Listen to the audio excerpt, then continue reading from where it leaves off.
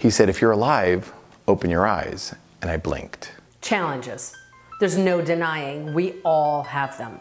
These are the stories of ordinary people facing extraordinary challenges and emerging better on the other side. I'm Cheryl Hunter. As a teenager, I was kidnapped and held captive. Today, my mission is to let you know that you are bigger than anything that can ever come your way. Join us for these extraordinary stories and be reminded that your true nature is to rise. Hold on to your hats, guys. You're about to meet Jeremy Newman. This guy's story is almost unfathomable. It's like out of some crazy action adventure movie. It's astounding that he survived. What's more astounding is who he's become in the aftermath of this story.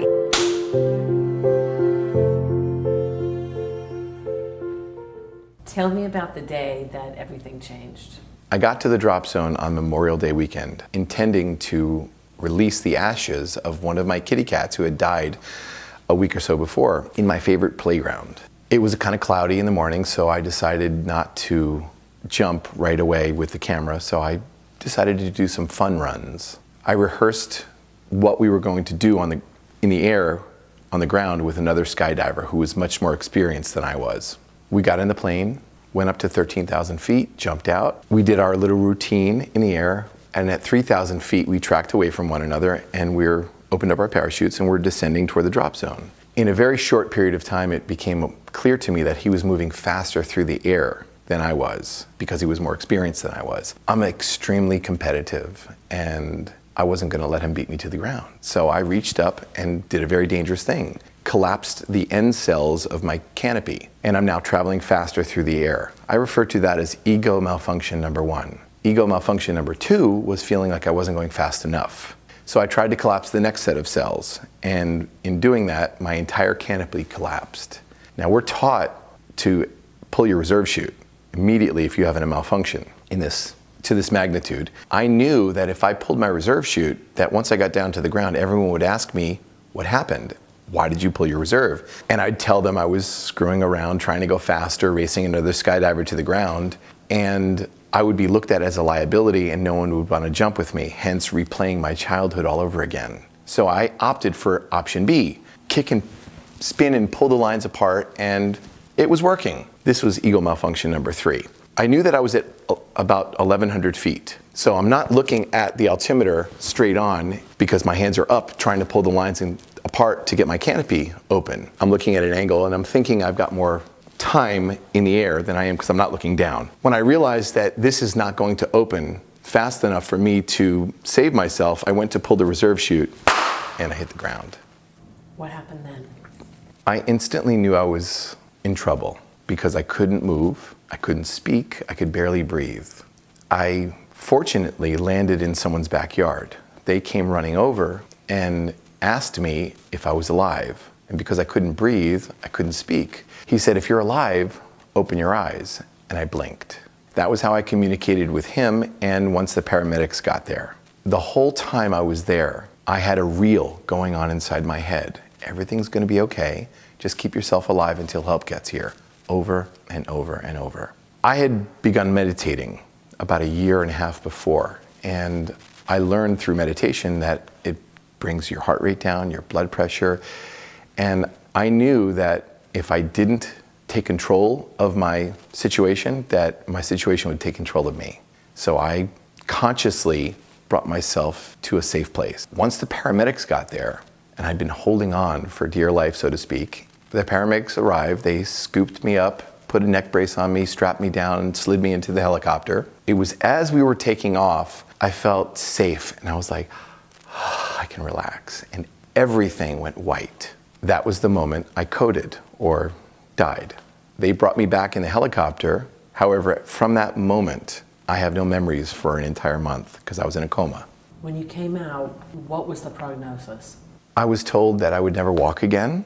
I was told that I would be having to relearn how to speak and write and do normal things that I'd been able to do before. Laying in the hospital bed, I didn't want to hear that.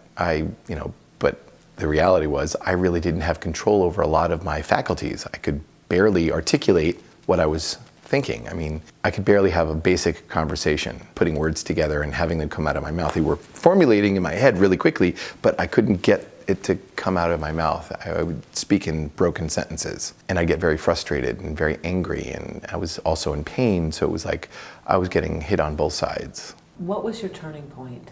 I would say the most pivotal turning point in my recovery was my mother sitting on my hospital bed after everyone had gone. And she looked at me with tears in her eyes and was holding my hand and just looked at me and said, "I don't want you to wind up like your father." What you don't know about my story and my life is that my father committed suicide when I was 2. And unbeknownst to my mother, I had been stockpiling sleeping pills because I was absolutely planning on offing myself. I was not prepared to live my life sitting in a wheelchair. She just looked at me and said, "You can push your family, your friends, the doctors away from you and live unhappy existence, or you can choose to inspire people and find something about what's going on, a reason to live." At that moment, I wasn't ready to hear what she had to say, and I asked her to leave, and she left. I threw away the sleeping pills that night. The next morning, I woke up, and because I had no control over my bowel or bladder, I had woken up and I was a mess. I rang the nurse. She came in with her bucket and sponges, and she began to clean me. At that moment, I was experiencing humiliation. So the nurse was doing her job, and I was feeling like, "Can you please hurry up? Are you done yet? Are you done yet?" And then she looked at me, probably with disgust, and took her sponge, threw it in the bucket, and said, "I'm here to help you." And then she walked out. And it was when the door behind her closed that the words of my mother the night before were deafening. So the nurse is gone. You have this revelation. Your mother's words come back to you. And what do you do? These moments had been happening my whole life, but this is the moment that I recognized the impact that I have on everyone around me based on my behavior and my actions.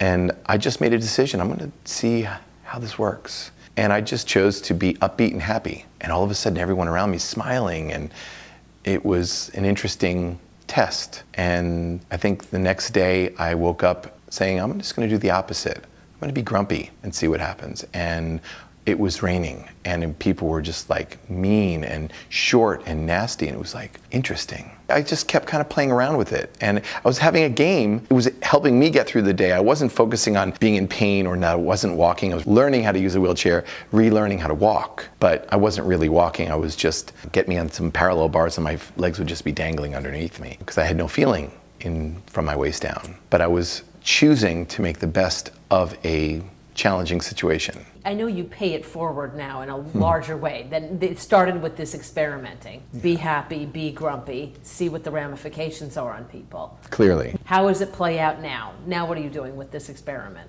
on a larger scale? I'm now participating in sports as a wheelchair athlete, and I was finding an outlet for my energy, frustration, anger. Unbeknownst to me, I was having an impact on other people. After one particular race that I did, it was the Malibu Triathlon, a woman came up to me. I saw her coming across the sand, and she was crying. And I thought that she was maybe looking at someone beyond me, and then she came right at me and just hugged me, and she was sobbing. My mother was looking at me, and she's looking at me and said, "Do you know her?" And I said, and I'm hugging her, and she's crying over my shoulder, and a minute or two goes by. It felt like forever, but she was crying and sobbing, and finally she got herself together, and I said, "Is everything okay?" And she said, "Yeah, you don't know me." And I said, "Why are you crying?" She said, "I was off my bike walking up the hill, and I was done. Walking back to the transition area, and I was done. I wasn't going to finish the race. I was just going to put my bike up and then be done. And you came by with a thumbs up, with a smile, and said, 'You can do it.'" And I said, "And then?" And she said, "I got back on my bike and I finished the race. I may have walked the run, but I was able to finish because I looked at you and I thought, if this kind of wheelchair can give me a thumbs up and a smile and tell me I can do it, I've got no excuses." That was just one instance. This became a recurring theme, and I was racing a lot. I was racing once, sometimes twice a week. And I began to recognize that I was impacting a lot of people just by me doing something that I loved and something that was good for me. I was having a much greater impact on people. So that was the proverbial onion being peeled away, demonstrating how I'm impacting people when I'm not even trying to. I continued to train people as a personal trainer, and I was directly impacting one-on-one people as I was training them. Clearly, I began to look at bigger pictures, like, triathlon. I was impacting tens, if not hundreds of people, in a race. And then the opportunity to become one of the founders of Team Beachbody, I recognized that I had now ways in which to impact hundreds and thousands and tens of thousands of people in ways that I would never have been able to do as a personal trainer. What are you most excited about now? I'm most excited about the prospect of me walking again. More so, how me walking impacts other people. And they see that, wow, if he can do it, I can do it. What has hitting the ground allowed you to do, or who has it allowed you to become, that wouldn't have otherwise happened? The way I identify with what happened wasn't an accident. First of all, I caused what happened to have happened. I refer to what happened as me hitting the ground, because that's what happened, not the story that I made up about me hitting the ground. I'm still the person that I was before I hit the ground. I have become humble on many levels that wasn't even in the atmosphere of possibility for me 18 years ago. Something that I share with children, young adults, and adults when I speak. We're told, in many cases, multiple times throughout life, that we can achieve anything that we want. As a child, we don't really believe it. We hear it, the words, but we don't really believe that we can achieve anything that we want. I am a living testament to anything that you set your mind to is possible. Don't let anyone steal your dreams. Jeremy, thank you for being here. Thank you for sharing your story and your words of inspiration with us. Thank you. He's so immensely empowered. He's like, I caused this, therefore I can be at the cause of the solution. That is an immensely, radically different place for a person to stand. And it's really probably the cause of why he's rebounded so immensely well.